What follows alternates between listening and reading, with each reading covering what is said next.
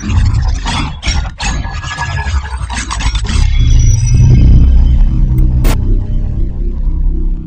what's up everybody? This is Nightwing2303. As you could tell from the intro, we're going to be going through a slight rebranding phase with kicksoncourt.com. As most of you guys already know, there were some trademark issues in the past, and you know, I had the option to basically fight, you know, for the name and things like that, but you know, money talks, and it's just too much money for me to waste my time on it, so it's just easier to rebrand and just keep on moving. So that's what I'm going to be doing. So from now on, it's no longer going to be kicksoncourt.com. It will be weartesters.com. The rightful owners from now on of the name Kicks on Court will belong to the trademark holders, the people that kind of like undercutted me on that. So, you know, but yeah, in the business world, they will tell you it's just business. But in the real world, it just means that they're snakes. So watch out for snakes. They're everywhere. And with that being said, let's go ahead and get right into it. Alright guys, so this is the CP3.7, Chris Paul's playoff sneaker for this season. And I believe that these are going to play nearly identical to the CP3.7, so my first impression is pretty clear and simple. Almost everything is going to play the same. What I mean by that is that we have the same exact traction pattern, same outsole, same type of rubber, and then as you can see we also still have the Podulite system, as well as the zoom unit here at the ball of the foot.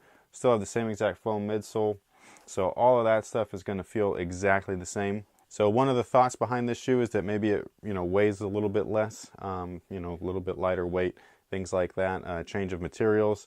This shoe actually weighs 12.5 ounces, and the original CP3.6 in the same exact size, or not CP3.6, CP3.7, sorry, in the same exact size weighs 12.6 ounces. So you're not really changing the weight or anything like that. The deciding factor between the differences between the two is in the materials themselves. So as you can see here, we have a fuse upper, and then we have some mesh. The mesh actually is, it does not allow air to flow in and out. So the mesh is not a well ventilated section of the shoe.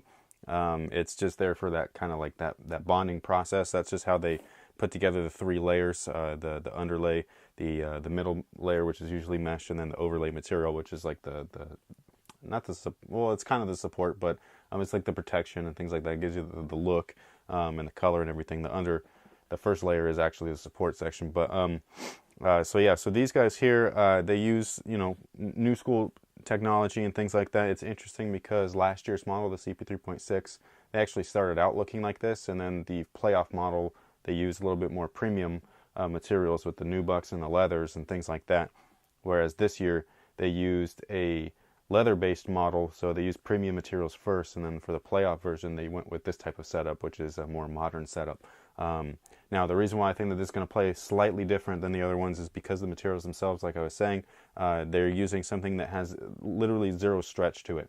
Leather, nubuck, raw materials such as that, they actually will stretch after you break them in. So if any of you guys playing like retros or shoes that have that type of material, you'll notice that you're constantly readjusting your laces to get that tight fit, because those shoes are always stretching. It's basically skin. So with a, you know, synthetic material such as this, or a man-made material, which is the fuse or plastic, whatever it is that you'd like to call it, there's zero stretch, so it's ultimate containment, which is going to be good for players that are like Chris Paul, who are constantly moving, you know, zigging, slashing, things like that, starting, stopping. The guy's footwork is incredible, so this type of containment for his shoe is almost perfect for him. As far as the flywire goes, this is definitely the most dynamic I've ever seen dynamic flywire. It's like really crazy. These points here, they are actually, you know, into the footbed here, and then they're attached to the lacing system with this other weird it's such a weird setup. When I laced them up, it, you know, did hug and wrap around your foot and everything. How durable is it? I don't know. I mean, I'm sure it's not going to be any more durable than past renditions of dynamic flywire. So you know, it is what it is. The good thing is that you don't actually need this on the shoe, because you have fuse. So if these were to break, or you cut them off, or whatever it is that you choose to do, it's not going to destroy the functionality of the shoe. So that's pretty much everything. It's a very simple, kind of straightforward thing. The wear testing process is going to be very fast. I'm just basically going to have to break them in again. The rubber and the midsoles, I remember, needed quite a bit of break-in time on the originals, and then the upper here is probably going to need a lot more break-in time than the raw materials that we used last time. So it'll be a quick review. I should get this out maybe within a week and a half, something like that. So I have a bunch of other stuff to do still, so just kind of be patient with me. One thing that I did want to say though is that the images online, it shows that this is like a white tip that fades into this blue, which it actually isn't. It's more like a purplish look that fades into the blue, which is kind of cool. So I just wanted to point that out, that like the way that you see them online with the catalog images and things like that, they're not quite like that way. So it's not white on the toe like it looks like. It's actually a purple kind of gradient fade to the darker blue in the back. And then this is like an infrared color, which I think looks great with these colors. It looks a little funny by itself, like with white. It just looks real pinkish and stuff, but with some other color like this, I think it looks great. So, but yeah, that pretty much takes care of my first impression. Thank you guys for watching.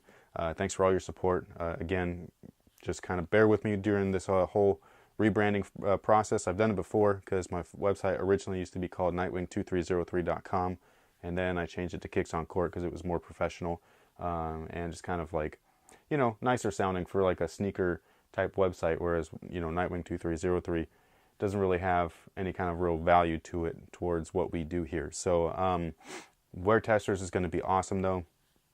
It's going to cater towards all athletes, not just basketball players. So I'm going to be personally taking care of the basketball side, and then I have other athletes lined up that are going to be taking care of all these other categories that include running, football, baseball is going to be coming up, hopefully skateboarding as well. And we also have a Kicks off-court section so that it has all of your lifestyle stuff within one site. So it's definitely a sneaker blog like my other site was, but it's heavily influenced by performance, which is what all of these shoes are made for. So, no hype, none of that kind of crap. I don't like the typical average sneaker blog, personally. I have respect for them, like, just mutually, but as far as like their content, I personally just don't like it. It doesn't cater to someone like me that, I actually use products like this for their function, not just for, off-court purposes. So while our site will cater to that off-court side, it's mostly going to focus on performance. So thank you guys again. Stay tuned for everything because it's coming soon. And until next time, guys, have a good one.